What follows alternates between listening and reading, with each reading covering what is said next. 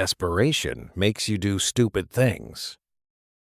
When you're 3 months behind on rent and subsisting on tap water and instant noodles, your survival instincts tend to take a back seat to your financial panic. That's the only way I can explain why I accepted a job that paid $500 a night for a 4-hour shift. No background check required. The ad was posted on a sketchy local job board. Night watchman needed.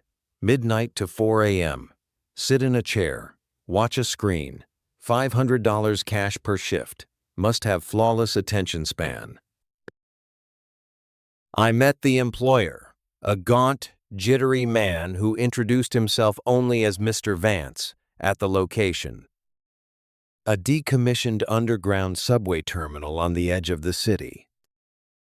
The city had shut Terminal B down in the late 90s due to structural instability, but rumors always claimed it was something else. Now, it was just a damp, echoing concrete tomb. Vance walked me down 3 flights of rusted emergency stairs into a small, claustrophobic security booth. The booth had a single metal desk, an uncomfortable plastic chair, and a wall of dead, dusty CRT monitors. Only one monitor was turned on. The screen, labeled Camera 4, showed a grainy black and white live feed of an empty concrete room. There was a heavy iron door in the center of the feed, bolted shut. "Your job is simple," Vance said, his voice completely devoid of warmth. "You sit in this chair from exactly midnight until 4 in the morning. And you watch Monitor 4. Just watch it?" I asked, looking at the static-laced image of the empty room. "Are we expecting someone to break in?" "No," Vance replied, his eyes darting nervously to the screen. "We are expecting something to try and break out. Here is the only rule of your employment. You must keep your eyes fixed on Monitor 4. Do not look away. Not to check your phone. Not to look at the ceiling. Not to investigate a noise. You can blink normally, but your visual focus must remain on that screen." I let out a nervous chuckle. "What happens if I look away?" Vance grabbed my shoulder, his grip surprisingly strong, his fingernails digging into my jacket. In quantum physics, there is a concept called the observer effect. The mere act of observation changes the behavior of particles. It locks them in place. Whatever is in that room behind that iron door, it only exists in a physical, movable state when it is unobserved. If you look away, you break the tether. If you break the tether, it can move. And if it moves, you will not live to see the sunrise. Do we understand each other? Fluent. I swallowed hard. Fluent. Fluent. $500. 4 hours of staring at a screen. Fluent.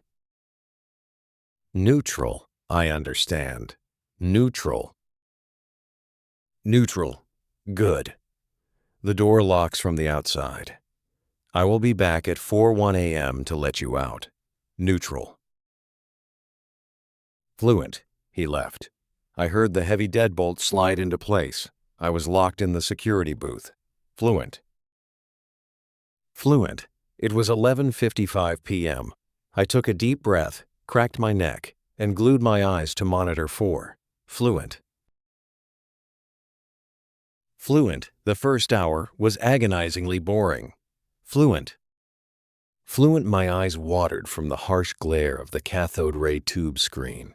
The black and white image of the concrete room remained entirely static. The iron door didn't budge. The only sound was the low, electric hum of the monitor and the distant dripping of water somewhere deep in the abandoned subway tunnels. Fluent. Fluent. I kept my eyes locked on the center of the screen. Fluent. Happy. Easiest money of my life, I told myself. Happy. Fearful. At 1:15 a.m., the first anomaly occurred. A sharp drop in temperature hit the security booth. I could suddenly see my own breath pluming in the dim light. I shivered, zipping my jacket up to my chin, but I didn't take my eyes off the monitor. On the screen, the shadows in the corners of the concrete room began to lengthen. They didn't stretch naturally with the light. They crawled along the floor like spilling ink, pooling at the base of the iron door. My heart gave a heavy thump. It's just the camera adjusting to the low light, I reasoned. By 2 a.m., the psychological warfare began. It started with a sound, not from the monitor's speaker, which was muted, but from directly outside my security booth. Clack. Clack. Clack. The sound of hard-soled shoes echoing on the concrete floor of the terminal. Someone was walking toward my booth. "Hello?" I called out, my voice trembling. My eyes remained fiercely locked on monitor 4. "Mr. Vance? Is that you?"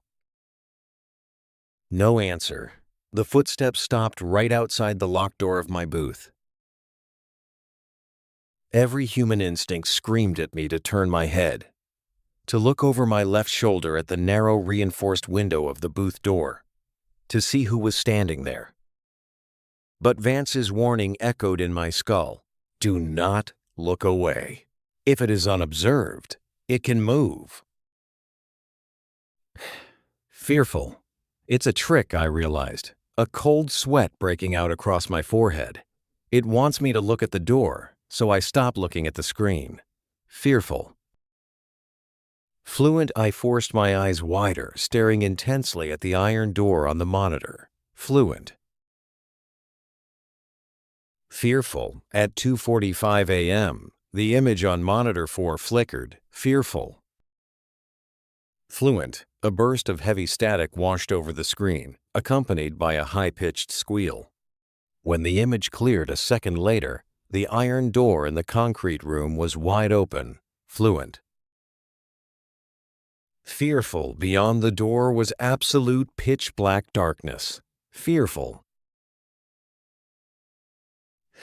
Fearful. My breathing grew shallow. "Okay, calm down," I whispered to myself. "Just keep watching, keep observing." Fearful. Fearful. From the darkness of the open doorway on the screen, something began to emerge. Fearful. Disgusted. It was tall, unnaturally tall. Its limbs were too long, possessing too many joints, bending in sickening angles.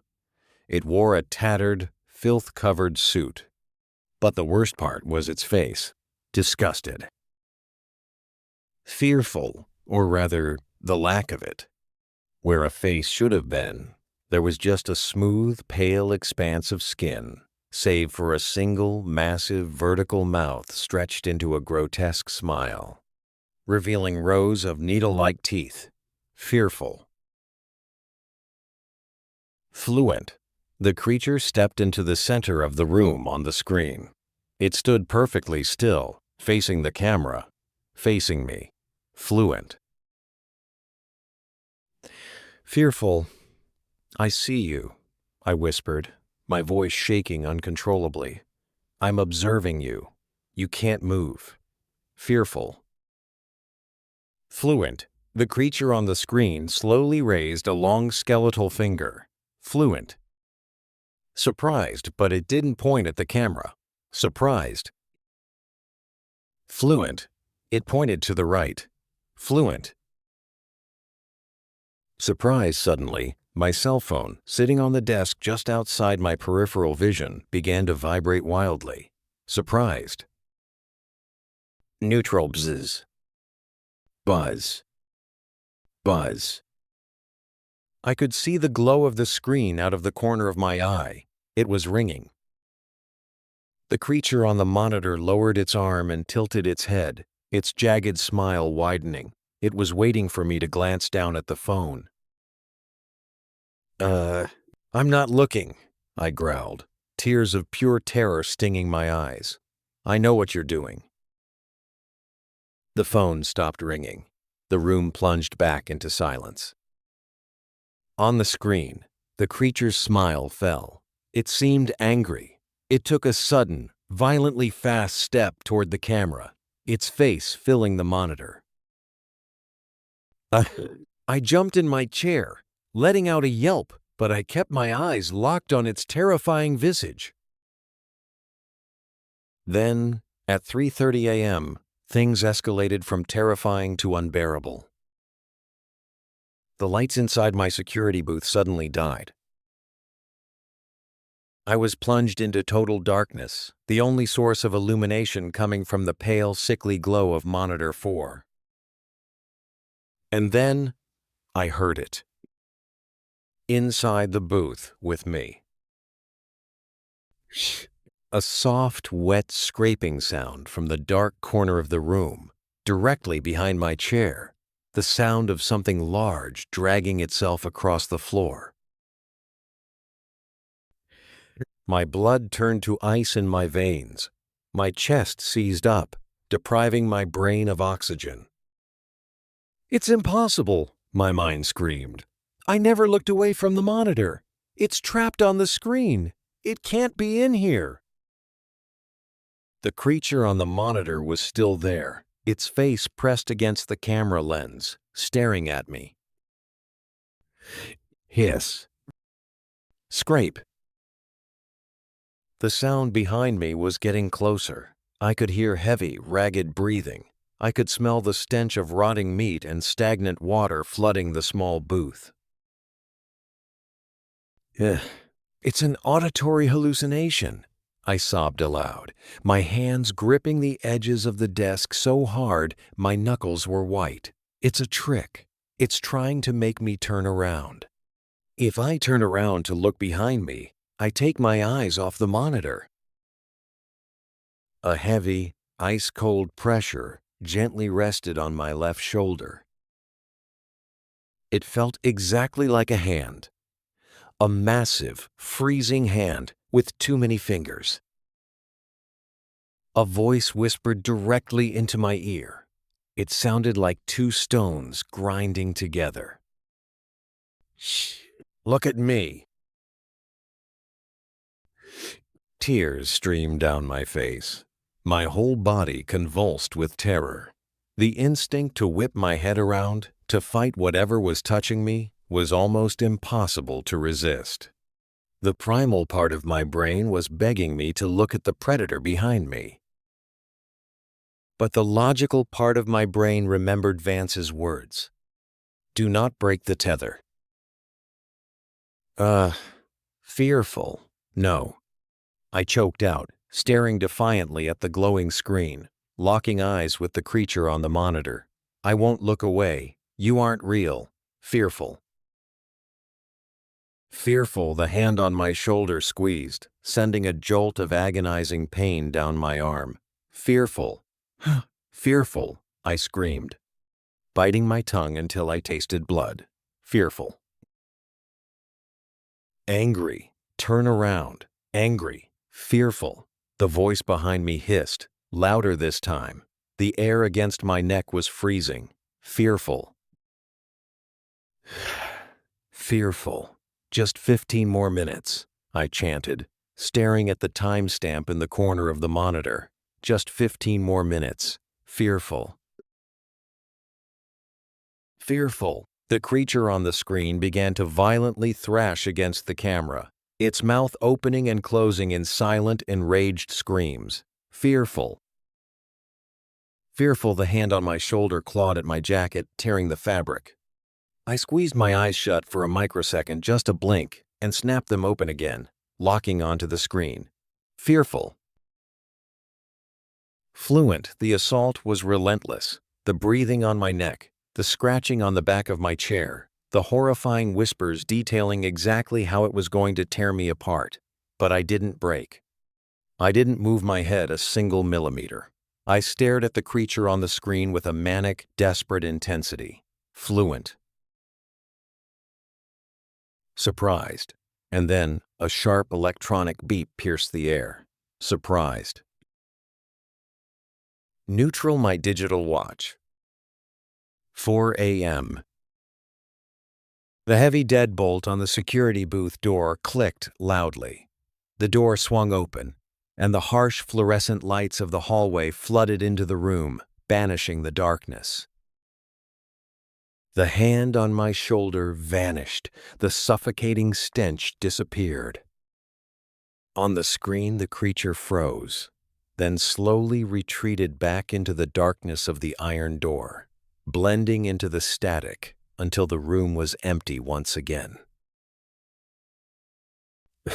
I collapsed over the desk, gasping for air, sobbing in pure, unadulterated relief. I had done it. I had survived. Vance walked into the booth, a briefcase in his hand. He looked at me, a mixture of surprise and genuine respect on his gaunt face. "Incredible," Vance said, opening the briefcase and pulling out a thick stack of $100 bills. "Most people don't last the first hour. They always look away. They always turn around to check the noises." I wiped my face with trembling hands, taking the money. It was in here with me, Mr. Vance. It touched me. It tried to trick me into turning around. Vance frowned, pausing mid-motion. He tilted his head. "What do you mean it tried to trick you into turning around?" "The auditory hallucinations," I explained, my voice still shaking. It sounded like it was right behind my chair. It even faked physical touch to get me to take my eyes off the monitor. Vance's expression slowly shifted. The respect faded, replaced by a deep, hollow look of utter confusion, followed rapidly by sheer horror. He looked at me, then looked at the monitor, then looked at the wall directly behind my chair. "Hallucinations?" Vance whispered, his voice trembling. "Yeah," I said, suddenly feeling a new, colder knot forming in my stomach. The thing in the concrete room, on the camera. Vance took a slow step backward toward the open door. "Kid," Vance said, his face draining of all color, "Camera 4 broke 3 weeks ago. We don't have a live feed of the concrete room anymore." The world seemed to stop spinning. The hum of the monitor grew deafeningly loud. "What? What are you talking about?" I stammered. "Then what have I been watching all night?" Vance pointed a shaky finger at the top of the monitor I had been staring at for the last 4 hours. Nestled in the shadows, sitting squarely on top of the CRT monitor, was a tiny, modern webcam. Its little green recording light was glowing. "The monitor isn't hooked up to the security network," Vance whispered, taking another step back into the hallway. "It's just hooked up to that webcam. It's a closed loop." I stared at the screen, the grainy, black and white concrete room. I looked at the concrete wall directly behind my desk, the peeling paint, the rust stains. It was an exact match. The monitor hadn't been displaying a room down the hall. It was a mirror. It was displaying the wall directly behind me.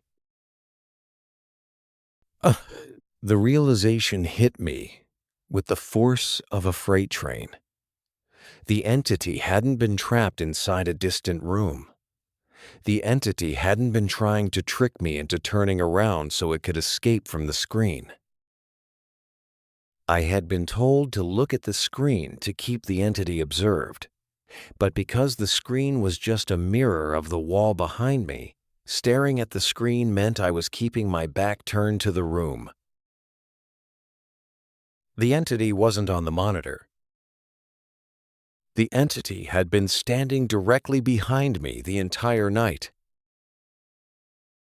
And the creature on the screen, the tall, faceless thing with the massive, grinning mouth, it wasn't a live feed of a monster in a cage. Fearful, it was my own reflection. Vance bolted, slamming the heavy iron door of the booth shut behind him. The deadbolt clicked into place. I was locked in. I stared at the monitor, the empty concrete room. And then, slowly, the faceless creature stepped back into the frame. It stood right behind my empty chair on the screen. It raised its long, skeletal hand and tapped me on the shoulder.